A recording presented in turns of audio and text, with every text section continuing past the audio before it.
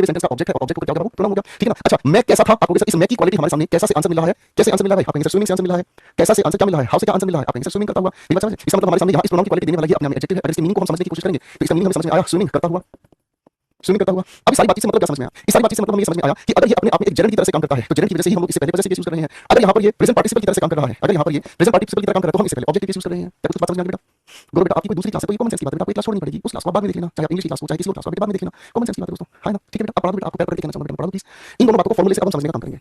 देखो बच्चों मैं जानता हूं आपकी अपनी बातें बहुत इंपॉर्टेंट होती हैं, आपकी अपने मन में बहुत सारी बातें इंपॉर्टेंट होती हैं, लेकिन आप मेरी मजबूरी समझो, मेरे लिए सबसे ज्यादा इंपॉर्टेंट चीज है पढ़ाना, मेरे लिए सबसे ज्यादा इंपॉर्टेंट है कि मैं आप लोगों का समय रहते सिलेबस पूरा करा दूं, वरना इन बातों के चक्कर में आपकी पढ़ाई बर्बाद होती है और ये जो छोटी-छोटी बात हर रोज मुझे समझानी पड़ती है ना, आपकी कमेंट बाजी, आपकी नुकसान है, मेरा नुकसान है दोस्त, समझ है? ठीक है, तो प्लीज आप मुझसे रिक्वेस्ट है बेटा, पढ़ाई पे ध्यान दो भाई, क्लास में आए हो तो सीखो यार, ठीक है। हमें यहाँ पर दो बातें समझ आई दोस्तों, ठीक है जी। ओके ओके, अब पहली बात हमें समझ में आती है कि अगर लिखे हुए सेंटेंस में अगर हमारे सामने सब्जेक्ट लिखा है, ठीक है ना, सब्जेक्ट के बाद अगर हमें देखने को मिलती है ट्रांजिटिव वर्ब, क्या कहा ट्रांजिटिव वर्ब, और दोस्तों इसी लिखी हुई ट्रांजिटिव वर्ब का आंसर हमें देने वाला ऑब्जेक्ट इधर देखने को मिलता है, क्या देखने को मिलता है, ऑब्जेक्ट इधर देखने को मिलता है, यानी कि अगर V1 के साथ जुड़ा हुआ आईएनजी ऑब्जेक्ट का काम करता है तो ये अपने आप में जेरेंट बनता है, ये अपने आप में मुझे वर्ड का आंसर देता है, ये अपने आप में पार्ट्स ऑफ स्पीच के अनुसार नाउन है। ऐसी सिचुएशन में इस ऑब्जेक्ट से पहले हम हमेशा क्या यूज करते हैं, पॉजेसिव केस, क्या यूज करते हैं, पॉजेसिव केस। ये जो यहाँ माई लिखा है ये पॉजेसिव एडजेक्टिव है, ठीक है जी। मेरी बात समझ रहे हैं? राहुल कुमार मुझसे पूछता है माई और मी में डिफरेंस क्या होता है सर, हालांकि बेटा बहुत अच्छे बच्चे हैं, बहुत ही अच्छे बच्चे हैं, काबिल तारीफ है बेटा आपकी डाउट का काम, चलिए कोई बात नहीं। अब मेरे बच्चों दूसरी बात हमें समझ आई, अगर हम किसी भी लिखे हुए सब्जेक्ट के बाद ट्रांजिटिव वर्ब का यूज करते हैं और दोस्तों इस ट्रांजिटिव वर्ब के ठीक बाद हम ऑब्जेक्ट का यूज करते हैं, इसका यूज करते हैं, किसी भी ऑब्जेक्ट का यूज करते हैं, ठीक है ना, ऑब्जेक्ट कोई भी हो सकता है, और इस ऑब्जेक्ट को क्वालिफाई करने के लिए हम V1 के साथ आईएनजी का यूज करते हैं जो कि अपने आप में कुछ और नहीं प्रेजेंट पार्टिसिपल बनता है, क्या बनता है बच्चे, प्रेजेंट पार्टिसिपल बनता है। ये हमें आंसर देता है क्या, क्या आंसर नहीं देता, ये हमें आंसर देता है हाउ का, किसी का आंसर देता है, ये हमें हाउ का आंसर देता है, बात समझ में आ रही है ना, ये किसी का आंसर देता है हाउ का आंसर देता है, और हाउ का आंसर देता मतलब क्या हुआ बेटा, कोई भी काम करता हुआ, करते हुए, ठीक है ना, या करती हुई, ये इनका अर्थ हमें देखने को मिलता है, ठीक है जी,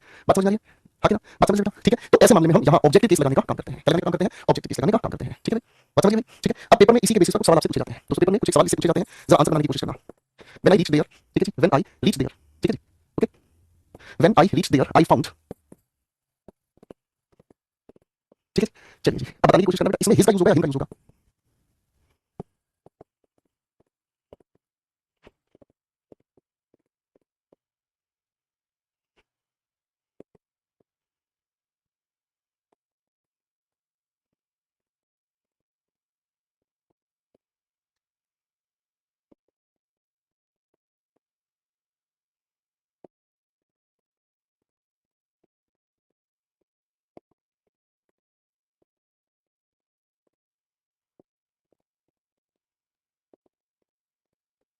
आप लोगों ने प्रोनाउन के दौरान एक बात समझी थी मेरे बच्चों, आप लोगों ने प्रोनाउन के दौरान एक बात समझी थी, हम लोगों ने प्रोनाउन में कॉन्सेप्ट बनाया था कि V1 के साथ आईएनजी अगर लिखा हुआ हो, अगर ये हमें वर्ड का आंसर दे यानी कि ये नाउन बनता है, तो ऐसे मामले में हम इससे ठीक पहले पॉजेसिव केस और प्रोनाउन का यूज करते हैं। कुछ याद है भाई, कुछ याद है भाई, ये हम लोगों ने प्रोनाउन के मैटर में पढ़ा है बेटा, ठीक है जी। हमने आज उस कहानी को और डिटेल में समझने का काम किया कि कभी-कभी हमारे सामने लिखी हुई ट्रांजिटिव वर्ब का एग्जैक्टली ऑब्जेक्ट हमें ढूंढना पड़ता है, एग्जैक्टली हमें ऑब्जेक्ट ढूंढना पड़ता है। इस लिखे हुए वाक्य में इस ट्रांजिटिव वर्ब का ऑब्जेक्ट क्या है हमारे सामने कार, इसके अनुसार हमने यहाँ पर पॉजेसिव केस लगा दिया। यहाँ इस लिखे हुए सेंटेंस में इस लिखी हुई ट्रांजिटिव वर्ब का ऑब्जेक्ट क्या है मी, इसके अनुसार आगे हमने एडजेक्टिव लगा दिया, और यही फॉर्मेट हमने यहाँ लिखे हुए सवाल में देखा। इस लिखे हुए सेंटेंस में असली में ऑब्जेक्ट कौन है, जेरेंट स्विमिंग, तो पॉजेसिव केस पहले लगा दिया। इस लिखे हुए सवाल में ऑब्जेक्ट कौन है मी, तो ये इसके बाद लिखा हुआ प्रेजेंट पार्टिसिपल है। यही बात मेरे बच्चों इन 5 सवालों में हमें ध्यान से देखना है। शुरू करें डिस्कशन, शुरू करें डिस्कशन। अब हम ध्यान से समझने का काम करते हैं। देखो जब मैं वहां पहुंचा मैंने पाया, मैंने क्या पाया, मैंने उसे पाया कैसा, सोता हुआ, यानी कि ये ट्रांजिटिव वर्ब है, मैंने किसे पाया, उसे पाया, ये इस लिखी हुई वर्ब का अपना ऑब्जेक्ट है ना। तो उसे कैसा पाया, ये अगर कैसा का आंसर दे रहा है तो ये अपने आप में कुछ और नहीं प्रेजेंट पार्टिसिपल हो गया है, ठीक है जी। ये आंसर मुझे कैसा का दे रहा है, मैंने उसे सोता हुआ पाया, मैंने उसे कैसे पाया भाई, सोता हुआ पाया, ठीक है भाई, ओके जी। अगला सवाल देखेंगे मेरे बेटा क्या लिखा है, जब मैं वहां पहुंचा मैंने देखा, क्या देखा सर, जो मैंने देखा इस देखने का आंसर क्या होगा सर, मैंने उसे नहीं देखा, मैंने तो पेंटिंग्स देखी, पेंटिंग्स इस लिखी हुई ट्रांजिटिव वर्ब का ऑब्जेक्ट है, ठीक है ना। क्या का जवाब मुझे किसने दिया, मैंने पेंटिंग्स देखी, है ना। पेंटिंग्स देखने का मतलब पेंटिंग्स यहाँ पर अपने में जेरेंट है कि नहीं, तो बाबू असलियत में यही इस लिखे हुए सेंटेंस का ऑब्जेक्ट है। तो इस लिखे हुए नाउन से पहले हमें क्या चीज चाहिए भाई, पॉजेसिव केस चाहिए, क्या चाहिए भाई, पॉजेसिव केस चाहिए, समझे भाई, ठीक है जी। अब अगले सवाल पे आ जाओ भाई। अगला सवाल कहता है please do not mind him या हिज कमिंग लेट, ठीक है ना। अब क्या कहोगे सर, उसका बुरा नहीं मानना या उसका देरी से बुरा नहीं मानना, तो आप कहोगे सर जी यहाँ इस लिखी हुई माइंड ये ट्रांजिटिव वर्ब है, देरी से आना, ठीक है ना, थोड़ा सा निशान लगा भाई, देरी से आना, ये इस लिखी ट्रांजिटिव वर्ब का ऑब्जेक्ट है। अब ये ट्रांजिटिव वर्ब का ऑब्जेक्ट है तो कायदे से ये अपने आप में क्या है बेटा, जेरेंट है, ये अपने आप में क्या है, जेरेंट है। अब इस लिखे हुए जेरेंट से ठीक पहले हमें क्या लिखना होगा, क्योंकि ऑब्जेक्ट ही है तो पॉजेसिव केस में लिखना होगा, खत्म हो गई बात भाई, बोलो हाँ, ठीक होगी बात, है ना, इजी हो गया बेटा, करेक्ट है भाई, कोई दिक्कत नहीं। अब अगले सवाल पे आ जाओ भाई। अगला सवाल please do not ask him या हिज गोइंग अर्ली, क्या नहीं कहना है, क्या नहीं कहना है, नहीं सॉरी यहाँ पर लिखा है उसे क्या नहीं कहना है कि वह जल्दी ना जाए, मेरी बात समझे। तो कहना किसे है, ट्रांजिटिव वर्ब के अनुसार कहना किसे है, हिम को कहना है, ये इस लिखी हुई ट्रांजिटिव वर्ब का ऑब्जेक्ट है। अब उसके बारे में क्या जाने की बात कही जा रही है, यानी कि इस लिखे हुए ऑब्जेक्ट का ये क्वालिफायर है, यानी कि अपने में क्या होगा, प्रेजेंट पार्टिसिपल होगा, बात समझ रहे हैं, हाँ कि ना। तो इसका मतलब यहाँ से हिज गया। अब ये पुराना सवाल है, हमने प्रोनाउन में पढ़ा था, सोच समझ के आंसर बनाने का फटाफट से। ये पुराना सवाल है बेटा, ये हम लोगों ने पढ़ा है आप लोगों के साथ प्रोनाउंस में, ये हम लोगों ने प्रोनाउंस में पढ़ा, सोच समझ के आंसर बनेगा। हिज फादर, बाबू इस नाउन से पहले पॉजेसिव केस है, his father does not like, उसके पिता पसंद नहीं करते, उसे पसंद नहीं करते या उसका ज्वाइन करना पसंद नहीं करते क्लब को, तो आप कहेंगे सर उसका ज्वाइन करना पसंद नहीं करते। तो इस लिखी हुई लाइक ट्रांजिटिव वर्ब का ऑब्जेक्ट असली में क्या है, ये है इसका ऑब्जेक्ट, ऑब्जेक्ट के अनुसार लिखा हुआ नाउन, नाउन कैसा है, ये वर्ब के साथ आईएनजी जुड़ने की वजह से जेरेंट हो गया। तो दोस्तों इस लिखे हुए नाउन से पहले हमें क्या चाहिए, पॉजेसिव केस, हटा दो, खत्म बात, ठीक है जी, करेक्ट है भाई। तो ये हम लोगों ने जो पढ़ी है बात बेटा प्रोनाउन वगैरह की, हम लोगों ने जो कहानियां पढ़ी हैं उन चीजों को हम लोगों ने आप सभी के साथ मिलकर डिटेल में खूबसूरत तरीके से समझने का काम किया है, ठीक है भाई, हाँ कि ना, ठीक है भाई, इजी, ये बात सभी बच्चों को अच्छे से समझ में आ रही है भाई, हाँ कि ना, ओके, बताओ भाई यहाँ तक बात अच्छे से समझ में आ गई, ठीक है भाई, चलिए थोड़ा सा आगे आ जाओ भाई। अब थोड़ा सा आगे चलने का काम करते हैं। कुल हमें लगा इस V1 के साथ जुड़े ING को लेकर हम जो कंफ्यूज हो रहे थे, मेरी बात समझ रहे हैं, ठीक है? जो हम लोग V1 के साथ ING को देखकर कंफ्यूज हो जाते थे, तो हम अब उसके डिफरेंस को अच्छे से समझ गए हैं कि अगर व्हाट का आंसर मिलता है तो वो अपने आप में नाउन है, अगर हाउ का आंसर मिल रहा है तो वो अपने आप में प्रेजेंट पार्टिसिपल है, ठीक है भाई? है कि ना? कोई दिक्कत नहीं? फाइन। अब मैं आप लोगों के साथ मिलकर दोस्तों कुछ रेडीमेड ढांचों पर काम करना चाहूंगा, ठीक है? कुछ रेडीमेड स्ट्रक्चर्स पर आप लोगों को काम करना चाहूंगा, एक एक करके इनको थोड़ा सा ध्यान से मेरे साथ मिलकर समझने का काम करें, ठीक है ना? ये रेडीमेड स्ट्रक्चर्स हैं हमारे सामने जो पेपर में सीधे टू द पॉइंट ही पूछे जाते हैं। तैयार हैं सारे बच्चे? हाँ भाई, तैयार हैं सारे बच्चे? नंदिनी, हिमांशु, मायाराम, ध्रुव, बिलाल, उर्मिल, राहुल, तैयार है भाई? आ जाओ बेटा। अब ये कुछ रेडीमेड हमारे सामने स्ट्रक्चर है। कभी कभी किसी लिखे हुए सेंटेंस में सब्जेक्ट के बाद हम लोगों को हेल्प एक फाइनाइट वर्ब देखने को मिलती है। हेल्प क्या देखने को मिलती है? एक फाइनाइट वर्ब देखने को मिलती है, ठीक है जी? अब हेल्प के साथ फाइनाइट वर्ब अगर लिखी हुई मिलती है तो इसके बाद ऑब्जेक्ट के बाद हम लोगों को मेरे बच्चों या तो यूज करना पड़ता है टू के साथ इवन, अगर यही हेल्प के बाद जो कि नाम एक फाइनाइट वर्ब है के बाद ऑब्जेक्ट के बाद हम इसी के साथ बेयर इंफिनिटिव यूज करते हैं। ध्यान से देखना बेटा, कुछ नई चीज समझा रहा हूं। इसी के साथ हम बेयर इंफिनिटिव यूज कर लेते हैं, ठीक है भाई?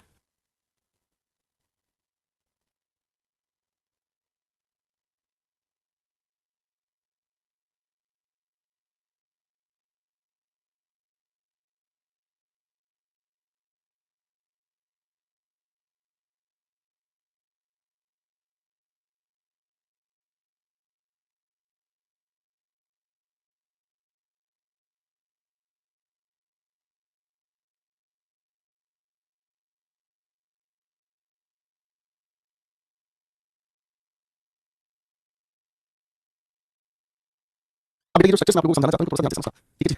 जब साहब कह रहे हैं आपसे पढ़कर बहुत बहुत अच्छा लगता है, आपका दिया हुआ दया से क्वेश्चन भी बनाने लगा हूं। शाबाश बेटा, बहुत बढ़िया, बहुत ही बढ़िया। आवाज आ रही है? ठीक से सुनाई दे रहा है? ठीक है? अब ध्यान से एक बार ना इन तीनों के तीनों स्ट्रक्चर्स को समझने की कोशिश हम करेंगे आप सभी के साथ, ठीक है? इन तीनों के तीनों ढांचों को आपके साथ समझने का काम करेंगे, ठीक है ना? मैंने कहा आई हेल्प तरुण, ठीक है जी? आगे लिखा है डू दिस वर्क, ठीक है? आगे मैंने लिखा आई help Tarun do this work.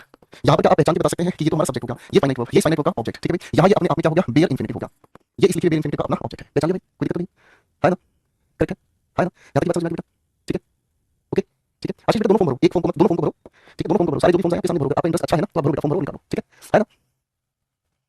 अब अगर इसी लिखे हुए वाक्य में अगर मैं आपके सामने ये परिवर्तन कर दूं, I help Tarun to do this work, और अगर मैं कहता हूं I help Tarun in doing this work, अब जैसे जैसे हम आगे बढ़ते जाएंगे ना आप ये महसूस करेंगे कि हम जो है ना बिल्कुल बिल्कुल बारीकी चीजों पर काम कर रहे हैं, छोटी छोटी चीजों के ऊपर, समझ? छोटी छोटी चीजों पर हम काम कर रहे हैं, ठीक है ना? देखो अब देखो सवाल की तरह बात कर रहे हैं, ठीक है ना? इस लिखे हुए वाक्य का मतलब मैंने मदद की तरुण को यह काम करने में, तो इस बात का मतलब मुझे क्या समझ में आया कि मैं और साथ साथ तरुण, ठीक है ना? मैं और साथ साथ तरुण मिलकर ये काम कर रहे हैं, ठीक है जी? दोनों ने मिलकर यह काम किया। मैंने मदद किया किसको? तरुण को। मैंने मदद किया तरुण को। अब तरुण को कैसे मदद किया? उसके साथ खड़ा होकर उसके साथ मिलकर हम दोनों ने उस काम को अंजाम दिया। मेरी बात समझ रहे हैं? ठीक है? अब दूसरी लिखी हुई बात का मतलब हमें क्या समझ में आया? सर यहाँ आई हमारे सामने सब्जेक्ट है, हेल्प हमारे सामने फाइनाइट वर्ब है, तरुण हमारे सामने इसका ऑब्जेक्ट है। जैसे ही इस लिखी हुई बात को हम लोगों ने ध्यान से देखा तो सर यहाँ मैं नहीं हूं, मैं नहीं हूं, मैंने उसकी हेल्प की है, किसी तरुण की। काम कौन करेगा? तरुण ही इस काम को करेगा, किसको? दिस वर्क को। इसका मतलब आई कुछ नहीं कर रहा, तरुण ही इस काम को करेगा, तरुण अकेला इस काम को करेगा, समझ रहे हैं? है ना? क्या मेरी बात समझ पा रहे हैं बेटा? क्या मेरी बात समझ में आ रही है? हाँ कि ना? इजी हो गया। अगले सवाल की अगर मैं बात कर रहा हूं तो आई help Tarun in doing this work, तो यहाँ पर भी आई अपनी जगह से हो गया है बाहर। कैसे? सर मैंने हेल्प तो की है, किसकी? तरुण की, लेकिन एग्जैक्टली काम किसने किया है? एग्जैक्टली काम किसने किया है? तरुण ने ही तो ये काम किया है, तरुण ने ही ये काम किया है। इसका मतलब इस तीसरे वाक्य में भी आई ने कुछ नहीं किया है और तरुण जो है ना भाई वो अकेला इस काम को कर रहा है, अकेला, क्योंकि कॉन्टिन्यूअस फॉर्म है ना, तो अकेला कर रहा है। यानी कि ये जो हमारे सामने है ये अपने आप में कॉन्टिन्यूअस एक्शन हो गया। बात समझ में आ रही है? हाँ कि ना? क्या बात आप लोगों को कुछ समझ में आ रही है बेटा? है ना? आशीष मेरे भाई आपकी अपनी कैपेबिलिटी पर डिपेंड करता है। आप एसएससी के किसी भी पेपर को भरना चाहें, आप इंग्लिश में अच्छा इंटरेस्ट है, आप सीपीओ में जाएं, उसमें इंग्लिश ज्यादा मार्क्स आती है। अब आपको जीएस पढ़ने में डर लगता है, उसमें तो मैं कुछ नहीं कर पाऊंगा बेटा, ना ही मैं आपको सलाह दे पाऊंगा। मेरा आपको एक ही काम है दोस्त, यही कहना इंग्लिश अगर मजबूत है तो इंग्लिश जिन जिन पेपर में आते हैं सभी में फॉर्म भरें। वेरी सिंपल बेटा। इसके अलावा मैं और कोई कंफ्यूजन आपकी हेल्प नहीं कर पाऊंगा। मुझे नहीं पता आप कितनी देर पढ़ सकते हैं, आप किसका पढ़ने में क्या चीज आपका इंटरेस्ट है और बाकी किसी में आपका इंटरेस्ट नहीं है, मुझे नहीं पता। और इतनी लंबी चौड़ी बात अगर मैं करने लग जाऊंगा तो मेरा सिलेबस मेरी जान निकाल देगा। मुझे ये पढ़ना बहुत जरूरी है बेटा। Not it? ठीक है दोस्त, ये अपने आप से डिसीजन लो, मम्मी पापा घर परिवार के साथ बैठ के डिसीजन लो। आपको हो सकता है वो किसी ऐसी जगह पर भेजना नहीं चाहते जो उनके कायदे से अलग चली जाए, ठीक है ना? तो ये अपने डिसीजन लो, किसी की सलाह नहीं काम करती है। ओके, अपने डिसीजन लो, अपने घर परिवार के साथ बैठ के डिस्कस करो, ठीक है? ओके चलो, ये हमें कुछ कॉन्सेप्ट समझ आया। अब हमारे सामने दोस्तों छोटे छोटे बच्चों यहाँ से एक और कॉन्सेप्ट हमें देखने को मिलता है। कभी कभी किसी लिखे हुए सब्जेक्ट के साथ, कभी कभी किसी लिखे हुए सेंटेंस के सब्जेक्ट के साथ हम लोगों को लिखा हुआ देखने को मिलता है कांट हेल्प। ये बोलचाल की भाषा में आने वाला सवाल है, कांट हेल्प, ठीक है ना? ओके, कभी कभी हेल्प की जगह बियर देखने को मिलता है, कभी कभी इसी की जगह स्टैंड देखने को मिलता है। अब इसकी हिंदी में पहले आपको बता देता हूँ, इसकी हिंदी मैं आप लोगों को पहले बता देता हूँ दोस्तों, ठीक है? हिंदी क्या कहती है? इसे हम कहते हैं खुद को ना रोक पाना, खुद को ना रोक पाना। मैं खुद को नहीं रोक पाता हूं। क्यों नहीं रोक पाता हूं? मैं खुद को रोक ही नहीं पाता। मेरे सामने जो भी काम आ रहा होता है, कर रहा होता हूं, उसमें रोक नहीं पाता। अब ऐसे मामले में हम लिखी हुई वर्ब के साथ हमेशा जेरेंट का ही रूप यूज करते हैं। क्या यूज करते हैं? हमेशा जेरेंट का ही रूप यूज करते हैं। मेरी बात समझ में आ रही है? ना? Got it? क्या मेरी बात समझ में आ रही है? क्या यहाँ तक आपको मेरी किसी बात समझ में आ रही है? कोई दिक्कत तो नहीं है बेटा? है ना? चलो अब देखो इसको एक वाक्य मैं लिख रहा हूं, एक वाक्य आप बनाना, ठीक है ना? जैसे मान लीजिए मेरे सामने कोई इंसान फिसल कर गिर गया, ठीक है ना? तो आप क्या कहेंगे? I can't help laughing. तो इसकी हिंदी क्या होगी? मैं अपने आप को रोक ही नहीं पाया उसके ऊपर हंसने से। मेरी बात समझे? है ना? Got it? इसका मतलब I can't help laughing at him, मैं उसके ऊपर हंसने से अपने आप को रोक ही नहीं पाया। है ना? जैसे मान लीजिए किसी मम्मी के लिए अगर हम कहते हैं, कोई माता है, ठीक है ना? She can't help loving her kids. कोई भी माँ अपने बच्चों को प्रेम करे बगैर रोक ही नहीं पाती। क्या आप समझ पा रहे हैं? आगे ना? ठीक है जी, क्या बात समझ आ रही है? आगे ना? अब दोस्तों इसी लिखे हुए वाक्य का, ये जो यहाँ मैंने आपके सामने वाक्य लिखा है, इसी लिखे हुए वाक्य का एक चैलेंज सामने लिख रहा हूँ। इसी का एक चैलेंज है। क्या चैलेंज है? अगर हमारे सामने लिखे हुए सब्जेक्ट के बाद, कांट के बाद हेल्प हमारे सामने लिखा है, क्या लिखा है? हेल्प लिखा है, और इस हेल्प के तुरंत बाद अगर बट लिख दिया जाए तो क्या हो जाएगा? तो इस लिखे हुए ढांचे के अंदर हम थोड़ा सा चेंज कर देते हैं। क्या चेंज कर देते हैं? आने वाले ढांचे में हम इंफिनिटिव का यूज करते हैं। ऐसे लिखे हुए वाक्य में ये जो बट लिखा हुआ है, इस बट का मतलब निकल कर आता है केवल। इस बट का क्या मतलब बनता है? केवल। उदाहरण लिख रहा हूं, ध्यान से समझने की कोशिश करना, ठीक है ना? मैंने कहा Sanjay can't help but to wait. अब इसकी हिंदी को बताइए मुझे जरा सा जल्दी से भाई। विशाल, पंकज, लालू, ध्रुव, दिनेश, आशीष, जरा इसका हिंदी बनाइए।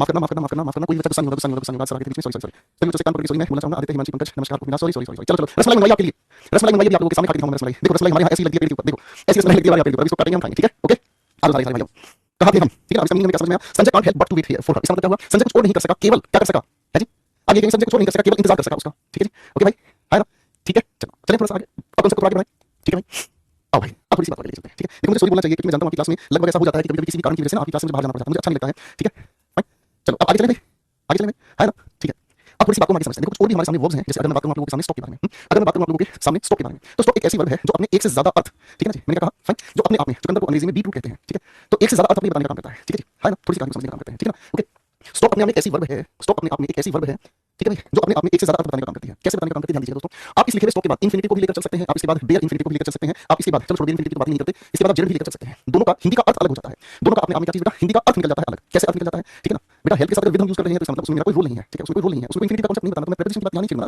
ठीक है जी है ना अब ध्यान से देखना अगर इसके हिंदी के अर्थ को हम समझने का काम करें तो ये हमें क्यों का अर्थ देता है ठीक है जी ये अपने आप में क्या का अर्थ देता है किस अर्थ देता है क्या का अर्थ देता है आप थोड़ा सा ध्यान से समझना मैं आपके सामने इन्हीं के वाक्य लिख रहा हूं मैंने कहा ही स्टॉप्ड टू स्मोक और फिर मैंने एक वाक्य आपके सामने लिखा ही स्टॉप्ड इन दोनों के दोनों लिखे हुए वाक्य की हिंदी मुझे समझाने का काम करेंगे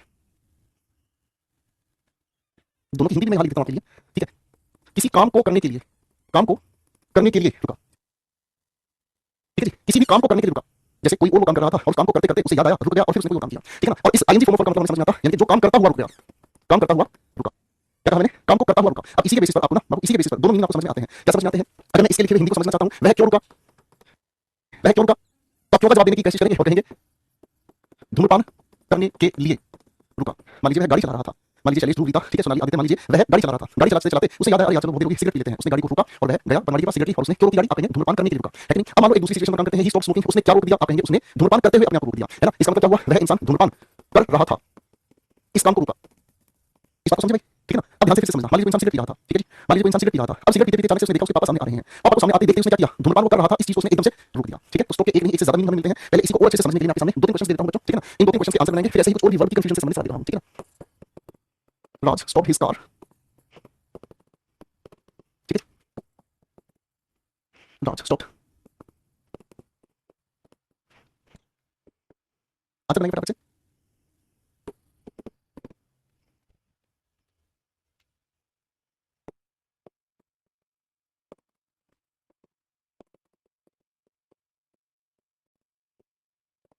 तीनों के आंसर बनाइए फटाफट से शाबाश अभी तीनों के आंसर बनाने की कोशिश करूंगा आप सभी के साथ सर राज ने गाड़ी क्यों रोक दी आप कहेंगे ताकि वो नॉइस हो शोर किस बात कर रहा था ये चेक कर सके तो क्यों का आंसर देने के लिए हमने टू चेक लगा दिया खत्म की बात दूसरा सवाल राज ने क्या रोका आपने कहा राज ने क्या रोका सर राज ने ड्राइविंग रोकी ठीक है जी अब इन ऑर्डर के साथ लिखा है टू की वजह से आप क्या लिखेंगे आगे है लिख देंगे ठीक है जी ओके जी कोई दिक्कत नहीं है ना ओके इन ऑर्डर टू का मतलब किसी चीज का पर्पस बताना ठीक है भाई कोई दिक्कत नहीं भाई आगे हमारे सामने लिखा हुआ क्या चीज माय ग्रैंडफादर स्टॉप मेरे दादाजी ने रोक दिया क्या चीज रोक दिया क्या रोक दिया क्या आंसर आप लिखेंगे सर आप कहेंगे क्या आंसर हम जल्दी से लिख देंगे ड्रिंकिंग रोक दिया पिछले सप्ताह पिछले वर्ष और अब वो अच्छा फील कर रहे हैं ठीक है जी आगे ना खत्म होगी बात ठीक है भाई कोई दिक्कत नहीं है ना ऐसे ही छोटे छोटे प्यारे कॉन्सेप्ट हम लोगों को देखने को मिलते हैं इसके साथ कभी कभी ऐसे ही प्यारे कॉन्सेप्ट हम लोगों को देखने को मिलते हैं ट्राई के साथ हम लोग यूज करते हैं वीवन आईएनजी और बेटा इसी के साथ ट्राई के साथ हम यूज करने की कोशिश करते हैं क्या चीज टू के साथ वीवन और इन दोनों का मीनिंग क्या होता है ठीक है ट्राई के साथ मेरे बच्चे ठीक है ना ट्राई के साथ वीवन आईएनजी की हम बात करते हैं तो इसका मतलब होता है किसी नए काम को मैंने कहा किसी नए काम को ट्राई करना किसी नए काम को ट्राई करना आपके मन में कोई नया काम होगा आप उसको ट्राई कर सकते हैं ठीक है ना ट्राई के साथ टू वीवन की हम बात कर रहे हैं तो इसका मतलब क्या होता है कोई भी काम करने का प्रयास करना कोई भी काम करने का प्रयास करना ठीक है भाई ऐसे ही एक को समझा देता हूं ठीक है जैसे कि मान लीजिए गो के साथ हम ऑन लगाकर वीवन आईएनजी जोड़ने की कोशिश करते हैं इसका मतलब किसी भी काम को जारी रखना किसी भी काम को जारी रखना किसी भी काम को कंटिन्यू रखना ठीक है और अगर हम गो के साथ लिखने का काम करते हैं किसी चीज को इन्फिनिटिव को तो इसका मतलब क्या होता है काम को चेंज करना है ना जो काम आप कर रहे हैं उस काम को बदल देना जो भी आप काम कर रहे हैं उसको बदल देना ठीक है अब इन्हीं चीजों को समझाने के लिए सवाल यहाँ लिख रहा हूँ अपनी तरफ से आंसर फिट करना देखो मेरे बच्चों एक बात को ध्यान से समझना कोई चीज पहली बार अगर पढ़ रहे हो तो हो सकता है कि टॉपिक आपको मुश्किल लगेगा आप लोगों को कुछ दिनों से ऐसा भी लग रहा होगा कि सर बड़े सख्त हो गए हैं हमसे बात भी नहीं करते हैं पहले सर हमसे बात भी करते थे हमारे बुक्स को भी पूछते थे पहले हमारे कमेंट्स भी सब एंजॉय करते थे पता नहीं सर को क्या हो गया लगता है सर गुरु माता ने पीट दिया ऐसा कुछ नहीं है मेरे भाई जैसा टॉपिक है ना बाबू वैसा ही मेरा बिहेवियर है ये टॉपिक बहुत सीरियस है अच्छी मेहनत करने वाले बच्चे इसको तैयार करके जाते हैं यही मैं आपसे चाहता हूं इसलिए मैं इस टॉपिक में सीरियस हो गया हूं तो मेरी बात का मेरे बच्चा कोई बुरा नहीं मानेगा ठीक है यहां आपको बहुत सिंसियरली पढ़ना होगा इस टॉपिक को खास करके ओके बच्चा ठीक है ना if you are bored you can try sing ये सेंटेंस जो लिख रहा हूं थोड़ा सा बनाने की कोशिश करें फटाफट से ठीक है करो थोड़ी सी मेहनत शाबाश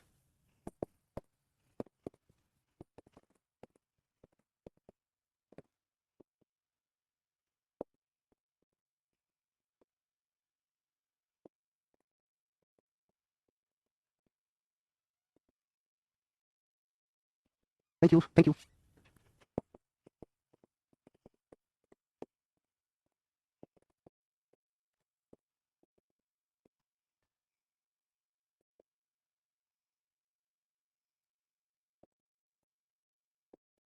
आज सवाल मैंने आपको दिए दोस्तों मुझे कंफर्म हो जाए आपको ये चीज अच्छे से समझ आ गई तब आगे बढ़ेंगे सर आप हिंदी के साथ इंग्लिश लिख कर दो। देखो तो सही है, कहाँ हिंदी लिखने की कहाँ कसर पड़ गई बेटा, बताओ। अच्छा इतनी हिंदी नहीं पड़ी आप कमेंट में लिख रहे हो हिंदी के साथ इंग्लिश लिखा करो, मतलब इस हिंदी पढ़ने में दिक्कत है कि ट्राई के साथ जनरल लगा देते हैं तो कोई नए काम को ट्राई करना, नए काम को न्यू वर्ड लिखना, मतलब याद हो जाएगा, ऐसे मत करो यार भाई, जितनी ना बेटा।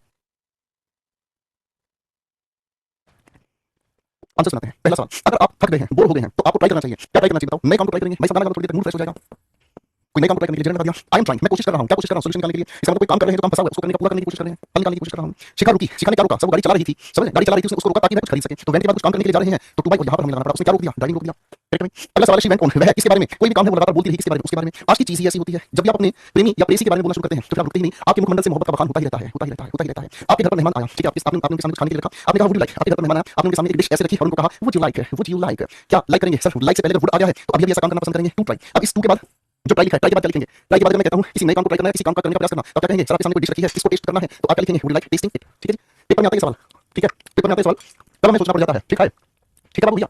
एक भैया कह रहा है बहुत एक्सपीरियंस है, बेटा हमको बहुत एक्सपीरियंस है, बहुत सारा आशिक मिजाजी लोग देखा है, हमने बहुत सारा आशिक मिजाजी लोग देखा है जो आशिक के चक्कर में बर्बाद हुआ है, बस तुम वो ना हो नहीं तो तुमको भी हम पकड़ लेगा, ठीक है। प्रीति का एक क्वेश्चन रॉन्ग हुआ, प्रीति तुम्हें बता दिया है, कभी किसी को बताएंगे तुम्हारा एक क्वेश्चन आंसर गलत हो गया, ठीक है, ओके भाई। अब भाई ऐसी ही बातचीत हमें फॉरगेट या फिर अगर हम कहें तो रिमेंबर के साथ भी रखनी पड़ेगी, ठीक है, बिल्कुल ऐसी ही बात फॉरगेट या रिमेंबर के साथ भी हमें करनी पड़ेगी। फॉरगेट या रिमेंबर दोनों के साथ दोस्तों, हम दोनों के साथ इंफिनिटिव भी यूज करते हैं, जेनरल भी यूज करते हैं, दोनों का मीनिंग क्या निकलता है सामने लेता हूं, ठीक है, दोनों का मीनिंग क्या निकलता है, ठीक है। यानी कि टू के साथ वीवन का मतलब क्या होगा? काम करना भूला या याद आया, ठीक है, ठीक है, काम करना भूला है या फिर याद है, ठीक है, यानी कि काम अभी हुआ नहीं है, काम होना अभी बाकी है। क्या बोले हम? काम अभी हुआ नहीं है, काम होना अभी बाकी है, करेक्ट है। वीवन के साथ आईएनजी की अगर बात करते हैं तो काम किया हुआ है, मैंने कहा काम किया हुआ, कोई भी इंसान भूला या उसे याद है। डिफरेंस समझ आ गया भाई? इसी के बेसिस पर चार सवाल लिख रहा हूं, ठीक है, इसी के बेसिस पर चार सवाल लिख रहा हूं, खटाखट बना दीजिएगा, ठीक है ना।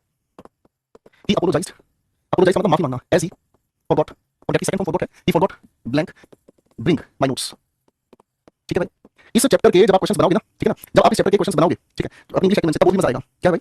आई am trying to find out the solution, मैं किसी काम को करने का प्रयास कर रहा हूं, काम को करने के लिए ट्राई के साथ टू भी नहीं आता है। सचिन भाई जबरदस्ती क्वेश्चन खराब करना बेटा, बेटा कोई बात समझ नहीं आई है तो आप उस क्लास को दोबारा देख लिया करो ना भाई, दोबारा देख लिया करो बेटा, जरूरी थोड़ी एक बार में कोई बात समझ में आए, कभी कभी बार बार प्रयास करने पड़ते हैं, समझे, ठीक है दोस्त। Do not worry, I remember blank your notes, फिर करके दिखाना आंसर्स, बहुत मजेदार क्वेश्चन है, बहुत बढ़िया क्वेश्चन है, ठीक है ना। मैं कहता हूं do not forget blank revise the class, है ना, okay. Whenever I find fine, okay, चारों आंसर्स बनाओ फटाफट से।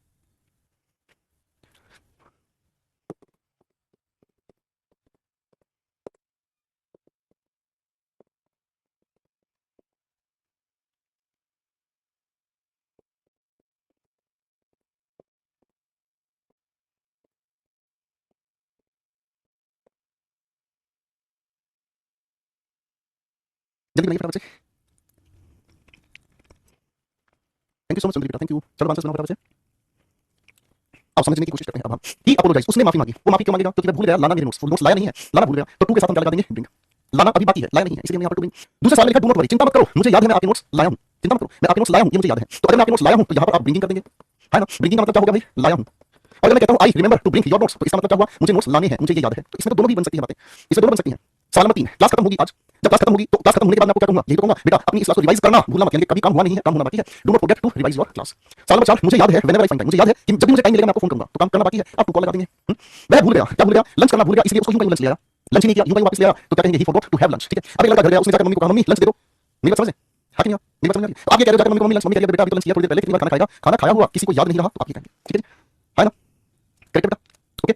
अब इसी के अलावा एक और छोटा सा कॉन्सेप्ट है, वाई अपने आप में एक ऐसा क्वेश्चन वर्ड है, अगर इसके बाद नॉन फाइनाइट वर्ब आए तो वो हमेशा बेस फॉर्म ऑफ वर्ब होती है, यानी कि बेयर इंफिनिटिव होती है। दो ही उदाहरण इस बात को समझा देते हैं, जैसे why cry over spilled milk, क्या आप इसका हिंदी बता सकते हैं? क्या आप इसका हिंदी बता सकते हैं? अगर आपको दोस्त गाड़ी बेचने जाए तो आप ये कहेंगे why sell your brand new car, इतनी नई गाड़ी क्यों बेचने जा रहे हो भाई? Why cry over spilled milk, बीत रही सो बात रही है, रोने पछताने से क्या होगा भाई? अब तुम्हें रोने पछताने की जरूरत नहीं है भाई, समझे, रोने पछताने का टाइम गया, आप बीत रही सो बात रही, ठीक है। तो वाई के साथ हमेशा बेयर इंफिनिटिव हम यूज करते हैं, ठीक है बेटा, ओके। अब चलते हैं थोड़ी सी बात आगे लेकर। हाँ भाई, बेयर इंफिनिटिव याद है? बताओ बताओ बताओ बताओ। बेयर इंफिनिटिव परिवार के कुछ बच्चे हैं, see, watch, notice, here, over here, ठीक है जी, ओके। ये हमारे सारे ऐसे शैतान बच्चे हैं, कभी कभी ये पार्टी बदल देते हैं, कभी कभी ये पार्टी बदल देते हैं। कैसे पार्टी बदल देते हैं भाई? बताओ बताओ। कभी कभी ये पार्टी बदल देते हैं, पार्टी कैसे बदल देते हैं? देखो देखो देखो, ये तो हमें याद ही है कि हम इनके साथ हमेशा बेयर इंफिनिटिव का यूज करते हैं, किसे यूज करते हैं? बेयर इंफिनिटिव का यूज करते हैं, ठीक है जी, है ना। बेयर इंफिनिटिव के कॉन्टेक्स्ट में क्या मीनिंग बनता है? इसका मीनिंग हमारे सामने निकल आता है, ये ऐसे काम के बारे में बता रहा है, ठीक है जी, ठीक है, यानी कि ऐसे काम के बारे में हमें बताता है, काम जो होना बाकी है, काम जो होना बाकी है, अभी वो काम हुआ नहीं है, काम होना अभी बाकी है, ठीक है, ओके। या फिर जो काम हुआ उसके बारे में बताना, जो काम हुआ उसके बारे में किसी को बताना, ठीक है ना। लेकिन अगर हम इसी के साथ, मेरे बच्चों, अगर हम इसी के साथ जनरल यूज करते हैं, क्या यूज करते हैं इसी के साथ हम? जनरल नहीं, प्रेजेंट पार्टिसिपल। अगर हम इसी के साथ यूज करते हैं क्या? प्रेजेंट पार्टिसिपल अगर यूज करते हैं तो ये हमें बताने की कोशिश करता है जो काम होता हुआ नजर आया ना उसके बारे में बताना, काम होता हुआ नजर आया और ऐसा काम जो अपने आप में कंटीन्यूअस था, ध्यान दीजिएगा इन सेंटेंसेस पर जो मैं आपके सामने लिख रहा हूं, थोड़ा सा ध्यान से देखना।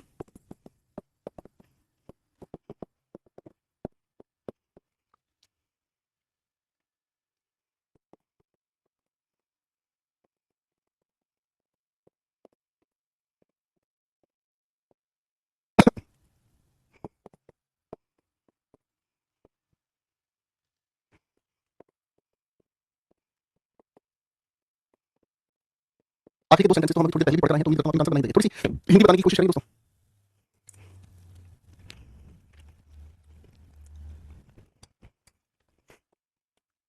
मैंने देखा एक बुजुर्ग को, ठीक है। अब यहाँ दो सिचुएशन है, ध्यान से देखने की कोशिश करना। यहाँ दो सिचुएशन है, ये एक रोड है, मैं यहाँ हूँ, ठीक है जी। सामने एक बुजुर्ग मैंने देखा, वो बुजुर्ग यहाँ खड़ा है, उसके हाथ में ये लाठी है, ठीक है जी। दो सिचुएशन हो सकती है, रोड को क्रॉस करने से पहले मैंने उसे देखा, एक बात। दूसरी बात, वही जो बुजुर्ग है ना, वही जो बुजुर्ग है वो भाई रोड क्रॉस करता हुआ मुझे नजर आया। दो सिचुएशन है भाई। अगर रोड क्रॉस करने से पहले मैंने उसे देखा तो आप क्या कहेंगे, I saw him cross the road, यानी कि रोड को पार करने से पहले मैंने उसे देखा, ठीक है ना। ये बात समझ में आई? हाँ, इसका मतलब वो हमें समझ में आए हैं, ठीक है ना। एक तो रोड पार, रोड क्रॉस करने से पहले देखा, ठीक है, या फिर वह इंसान रोड क्रॉस कर चुका या कर लिया। अगर वह इंसान रोड क्रॉस कर लिया तो यहाँ पर ये सिचुएशन आ गई कि वो बुजुर्ग इंसान अब जो है वो जा चुका है, इस तरीके से अपने हाथ में लाठी लेकर जा चुका है, ठीक है। तो पहले केस में अगर मैं खाली क्रॉस लिखता हूं तो इसके दो सेंस बनते हैं, रोड क्रॉस कर चुका, उसने रोड क्रॉस किया, मैंने उसे तब देखा, ठीक है जी। ये हो गई हमारे सामने पहली बात, करेक्ट है, हाँ कि ना। अब अगर मान लीजिए he is somewhere in the middle of the road, और वो इंसान मेरे सामने चल रहा है, वो इंसान मेरे सामने रोड को क्रॉस करते हुए चल रहा है, कंटीन्यूअस एक्शन हमारे सामने है, ठीक है ना। तो कंटीन्यूअस एक्शन को बताने वाली सिचुएशन नंबर 2 यहाँ है, ठीक है ना। बात समझ में आ गई? यानी कि जब वह इंसान रोड क्रॉस कर रहा था, ठीक है जी। एक बार बात को फिर से समझने का काम करना, मैंने जब उसे देखा तब वह रोड क्रॉस करने वाला था, शुरू ही नहीं किया था, एक बात, या फिर वह रोड क्रॉस करके इधर आ चुका था, दो बात। इन दोनों बातों को बताने के लिए बेयर इंफिनिटी हम लगाएंगे। और अगर हम लोगों को वो चलता हुआ नजर आ रहा है, क्रॉस करता नजर आ रहा है, तो कंटीन्यूअस मोमेंट में हम इसको लिखेंगे। अगर ये बात यहाँ समझ आ रही है तो दोस्तों क्वेश्चन नंबर 2 का आंसर सोच समझ के मुझे बताइएगा। क्वेश्चन नंबर 2 का आंसर मुझे दोस्तों सोच समझ के बताइएगा। आपके हिसाब से क्वेश्चन नंबर 2 के लिए हमें क्या आंसर सही तरीके से बनाना होगा, बताइए भाई। अब ध्यान से देखा, मैंने चोर को देखा। पहली बात तो ये बताओ, मुझे चोर को कैसे पता चला कि वो चोर है, बताओ मुझे। तभी तो पता चलेगा वो चोर है जब वह मेरे सामने उस इंसान की चेन खींच रहा था, तभी तो पता चलेगा। तो कंटिन्यूटी एक्शन इस बात को ज्यादा जस्टिफाई करती है, ना कि जब उसने छीन ली तब पता चला वो चोर है। मेरी बात समझ भाई। आप यहाँ खड़े हैं, आपके सामने कोई इंसान खड़ा है, वो किसी की चेन निकाल रहा है गले से, तभी तो पता चलेगा कि वो चोर है। निकाल के उसने जेब में डाली, आपको कैसे पता वो चोर है? या चेन को निकालने से पहले वो भी खड़ा हुआ चला, आपको कैसे पता वो चोर है? तो यहाँ ज्यादा एप्रोप्रिएट सिचुएशन है जब वो ये काम कर रहा था ना, तब पता चला कि चोर है। I help her do the questions, इसका मतलब सर मैं और वो दोनों मिलकर उस काम को कर रहे थे, ठीक है जी। Very infinity justification. अगर मैं कहता हूं sir I help her in doing, तो इन डूइंग का मतलब समझ में आ रहा है कि मैं तो कुछ नहीं कर रहा था, अकेला वह ही है डूअर, अकेला वह ही है डूअर जो क्या कर रहा था, क्वेश्चंस पर मैंने तो उसके क्वेश्चन करने से उसको मदद दी। यहाँ ये फॉर्मूला लगना है, यहाँ ये कॉन्सेप्ट लगना है, ठीक है भाई। अरे कछु बात समझ आ रही है कि नहीं आ रहा है? अरे अल्लाह, कछु बात समझ आ रही है कि नहीं आ रहा है? अरे बता दो हमें, ठीक है भाई। ये वाली बात मुझे थोड़ा सा ध्यान से समझने की कोशिश करना, ठीक है।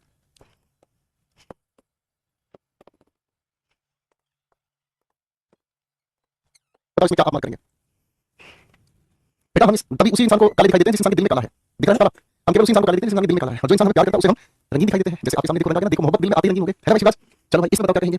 मान लो एक लड़की है दीवानी सी, ठीक है भाई साहब, एक लड़की है दीवानी सी, ठीक है। अब मुझे ध्यान से ये बताओ भाई साहब, इस लड़की को देखकर, इस लड़की को देखकर आप मुझे ध्यान से बताने की कोशिश करना, कैसे पता चलेगा भाई साहब ये जो लड़की है ये रो रही है?